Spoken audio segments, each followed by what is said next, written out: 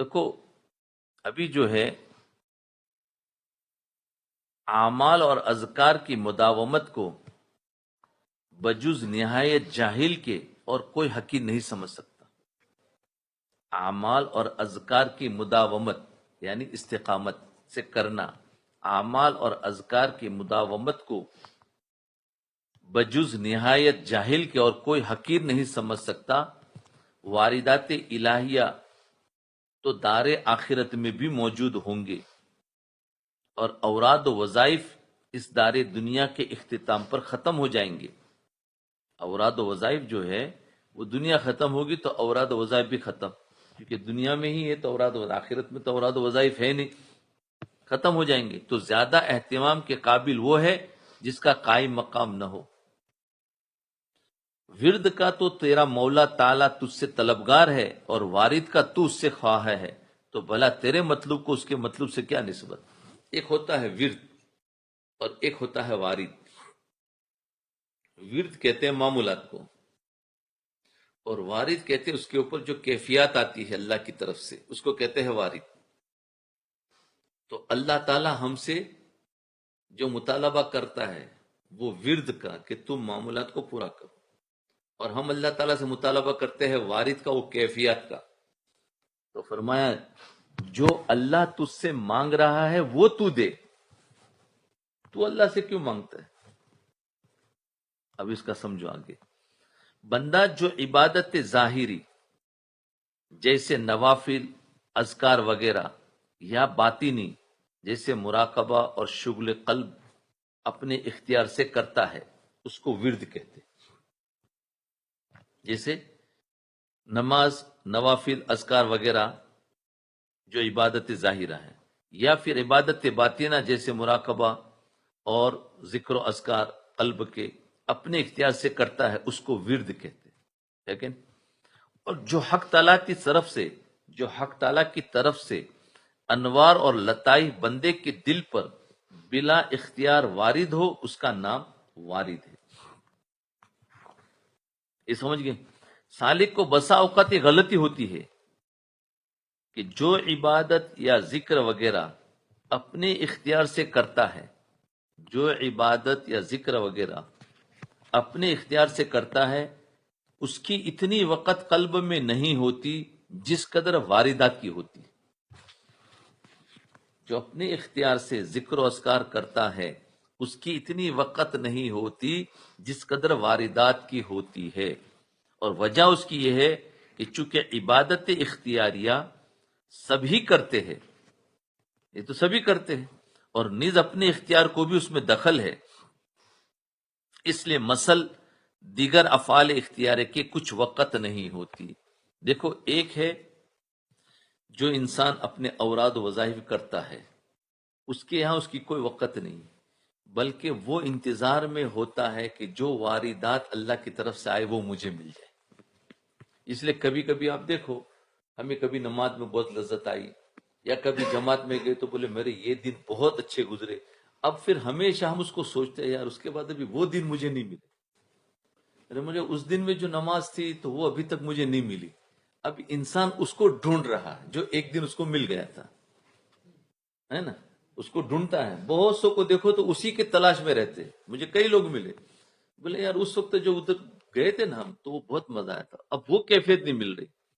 تو وہ گویا ایک جو وارد تھا جو اللہ کی طرف سے اس کو ڈھونڈ رہا ہے، اور اپنے معمولات جو کر رہا ہے اس کو حقیر سمجھ رہا ہے۔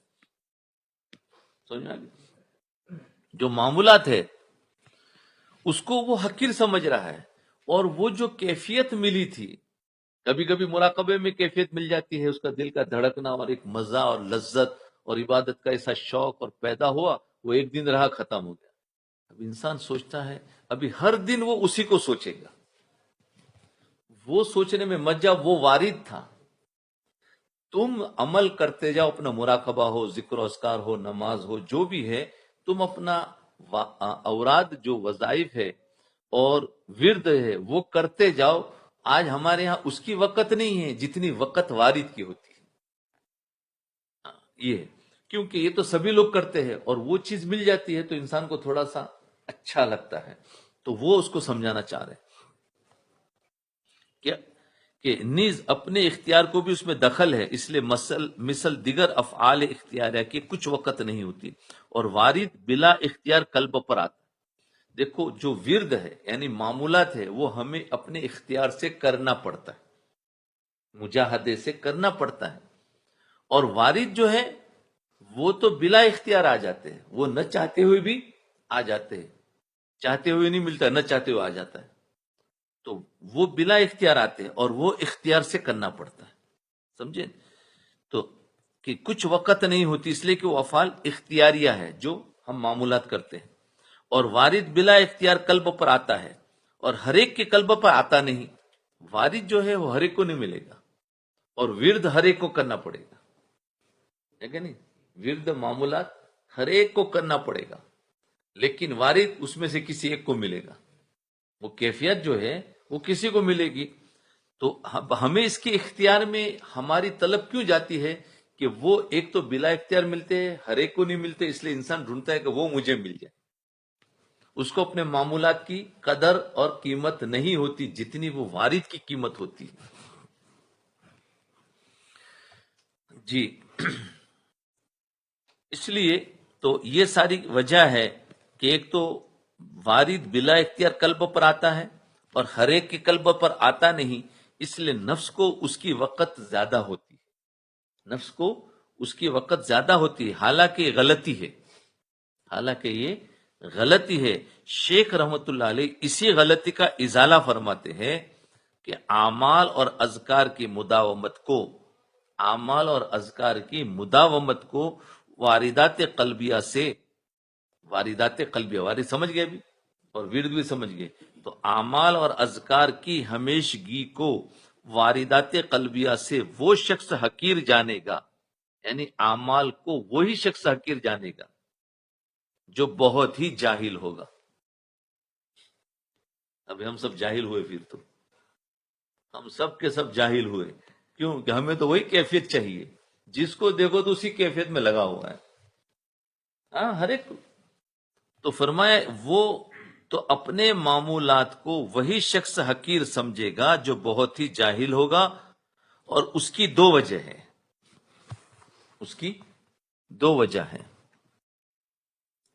ایک وجہ تو یہ ہے کہ واردات تو آخرت میں بھی ہوگی، واردات جو ہے وہ دنیا میں بھی کبھی کبھی ملتی ہے اور آخرت میں بھی ملے گی، کیونکہ آخرت میں تو ذکر و اذکار تو نہیں ہے لیکن واردات ہوں گی، یعنی کیفیت بدلتی جائے گی آخرت میں۔ تو وجہ یہ ہے کہ واردات تو آخرت میں بھی ہوں گے بلکہ دنیا سے بہت زیادہ ہوں گے، اس لیے کہ یہاں تو قدورات بشریہ اور اس جسم کا تعلق ان کا معنی موجود ہے، یعنی واردات جو چیز ہے وہ ایک سافٹ ویئر ہے، وہ ایک لطیف چیز ہے، واردات جو ہے، اور انسان کا جسم جو ہے وہ ہارڈ ویئر ہے، کثیف ہے، قدورت سے بھرا ہوا ہے، تو وہ واردات کا اثر جسم پر زیادہ نہیں ہوتا ہے کہ وہ قدورت سے مل جاتا ہے، اس لیے اس کے اثرات بھی اتنے زیادہ نہیں ہوتے ہیں، اور جنت میں جائیں گے آخرت کے اندر تو اس کا اثر زیادہ ہمیں فائدہ ہوگا۔ تو یہ کہہ رہے ہیں کہ واردات بشریہ نہیں، کہ اس لیے کہ یہاں تو قدورات بشریہ، سمجھ گئے، اور اس جسم کا تعلق ان کا معنی موجود ہے، اور وہاں یہ سب مواقع مرتفع ہو جائیں گے، آخرت میں یہ کچھ نہیں ہوگا، وہاں ہر چیز لطیف ہوگی، اس لیے وہاں کے واردات میں وہ مزہ ہوگا۔ یہاں پر وہ واردات ملتے بھی ہے تو جسم کے آنے کی وجہ سے اس کے اتنے اثرات ہمیں نہیں دکھائی دیتے، اور ورد و وظائف اور عبادت جو اس جسم و قلب سے انسان کرتا ہے وہ دنیا ہی میں ہو سکتا ہے۔ ورد و وظائف جنت میں ہے، آخرت میں ہے، قبر میں ہے، کچھ بھی نہیں۔ ورد و وظائف کہاں ہے؟ دنیا میں ہی۔ واردات تو یہاں بھی ہے، وہاں پر بھی، وہاں پر زیادہ ہے، یہاں پر کم ہے، لیکن ورد و وظائف انسان کے جسم سے ہوتا ہے اور وہ دنیا ہی میں ہو سکتے ہیں۔ تو عبادت اور اوراد کا قائم مقام مرنے کے بعد کوئی چیز نہیں ہے، عبادت اور اوراد اور اذکار کا قائم مقام مرنے کے بعد کوئی چیز نہیں ہوگا، دنیا میں ہی ہے، اور واردات یہاں بھی ہے اور وہاں، یہاں سے زیادہ، تو زیادہ اہتمام کے قابل کیا ہے؟ عبادات ظاہرہ ہوئی جس کو ورد کہتے ہیں. تو زیادہ اہتمام کے قابل عبادت ظاہرہ ہے، کیونکہ یہ یہیں کر سکتے ہیں، آخرت میں کچھ نہیں، اس کا کرنے کا موقع ختم. تو اس کو اگر اہتمام سے یہاں کر لیں گے تو واردات وہاں ملیں گے. اگر اسی کو چھوڑ دیا تو پھر واردات کو پتہ نہیں ملیں گے کہ نہیں ملیں گے، کیونکہ ورد پر ہی وارد ہوتا ہے نا. اس لیے فرمایا کہ یہاں پر ایک وجہ تو یہ کہ ہمیں یعنی ہمیں اس دنیا میں اوراد و وظائف کا اہتمام کرنا چاہیے، اس وجہ سے کہ یہ دنیا ہی میں ہو سکتا ہے، اس کا آخرت سے کوئی تعلق نہیں. اور دوسری وجہ یہ ہے کہ ورد کا طلبگار، دوسری وجہ کیا ہے کہ ورد کا طلبگار تو مولا تعالی شان. بھائی اللہ ہم سے کیا چاہتا ہے؟ معمولات کی پابندی چاہتا ہے نا، نماز روزہ زکوٰۃ کی پابندی ہے، اور یہ ذکر و اذکار مراقبہ، یہ اللہ ہم سے چاہ رہا ہے. تو یہ پروردگار یعنی ورد کا مطالبہ تو مولا تعالی شانو ہے، اور واردات کا تو خواہا ہے. اور ہم کیا چاہتے ہیں کہ ہمارے پر واردات ہے، اور اللہ ہم سے معمولات چاہتا ہے. تو تیرے مطلوب اور اس کے مطلوب میں کیا نسبت ہے؟ کیا کرنا چاہیے؟ جو بڑے چاہتے ہیں ہمیں وہی کرنا چاہیے، کہ جو ہم چاہے وہ ہونا چاہیے. جو بڑے چاہتے ہیں پہلے وہ کرو. تو اللہ تعالی ہم سے چاہتا ہے تم اپنے معمولات کی پابندی کرو، تو اپنے واردات کو پورا کرو. تو فرمایا اور ہم چاہتے ہیں اللہ تعالیٰ سے واردات، تو ہماری چاہت میں اور اس کے چاہت میں بہت بڑا فرق ہے. اس کے مطلوب کا تجھ کو بہت زیادہ اہتمام لازم ہے.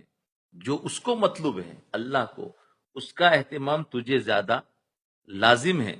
خلاصہ یہ ہے کہ سالی کو چاہیے کہ جو شغل اور ورد اس نے مقرر کر لیا ہے، جو شغل اور ورد اس نے مقرر کر لیا ہے، یعنی جو مراقبہ ہم نے مقرر کر لیا ہے اس پر مداومت کرے، اس پر مداومت کرے، اور اس کو وارد کے مقابلے میں حقیر نہ سمجھے. یعنی مراقبہ کرنے کے بعد کہ ہمیں تو کچھ سمجھ میں آتا ہی نہیں ہے اور ہمیں تو کوئی اثر دکھائی دیتا ہی نہیں ہے، تو وہ اثر جو ہوگا وہ وارد ہوگا. تو وہ دکھائی دیوے یا نہ دکھائی دیوے، لیکن مراقبہ کرتے جانا. جیسے نماز، بھائی نماز کا اثر ہمیں دکھائی نہیں دیتا ہے لیکن نماز پڑھتے جا رہے کیونکہ ہمیں حکم ہے. بھائی روزہ رکھا، روزے سے تقوی کہاں نظر آیا؟ لیکن کیا روزہ چھوڑ دیں گے؟ روزہ تو کرتے جانا. سچ بولنے پر نجات لکھا ہوا ہے، سچ بولنے پر نجات نظر نہیں آ رہی ہے، یہ تمہارا ورد تو کرتے جاؤ، کیونکہ اللہ تعالیٰ کا مطالبہ یہی ہے. اب اس پر نظر آنا یہ ہمارا نہیں، یہاں نہیں تو آخرت میں نظر میں آئے گا. تو اس لیے ہمیں جو حکم دیا ہے وہ ہم کرتے جائیں. ورد سے مطلب خالی وہ معمولات نہیں، جو تسبیحات کی پابندی، پورا دین کا اس میں آ گیا، اس میں سب کچھ آ گیا. جو ہم سے مطالبہ ہے وہ ہم پورا کر لے، پھر اس پر جو مزہ ہے، ذرا لذت ہے اور خوشی ہے اور اس کی ایک کیفیت ہے، وہ سارا اس کے پیچھے نہ پڑے. تو فرمایا واردات تو اس کے مطلوب کا تجھ کو بہت زیادہ اہتمام ہے، لازم ہے. خلاصہ ہے کہ سالی کو چاہیے کہ شغل اور ورد اس نے مقرر کر لیا ہے اس پر مداومت کرے، اور اس کو وارد کے مقابلے میں حقیر نہ سمجھے. اس کو حقیر نہ سمجھے کہ مجھے کچھ سمجھ میں، اور اگر کبھی کچھ کیفیت اور لذت مل بھی گئی تو پھر اس کو حقیر نہ سمجھے، بلکہ یہی اصل ہے.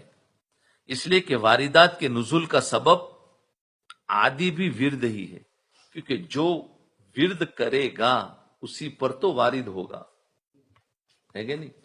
یعنی جو اللہ تعالیٰ کے حکموں کو پورا کرے گا اسی پر تو اللہ کی مدد ہوگی نا. تو معلوم ہوا کہ ورد کو پہلے کرنا ہے، پھر اللہ کا تعالیٰ کی مدد دکھائی دیوے یا نہ دکھائی دیوے تم کرتے جاؤ. لیکن اس کی وجہ سے اللہ کی مدد دکھائی نہیں دیتی تو ورد ہی چھوڑ دے گا، عمل ہی چھوڑ دے گا، احکامات ہی چھوڑ دے گا، تو پھر کہاں سے مدد دکھائی دے گی؟ تو یہ کہنا کہ واردات کے نزول کا سبب عام طور پر ورد ہی ہے.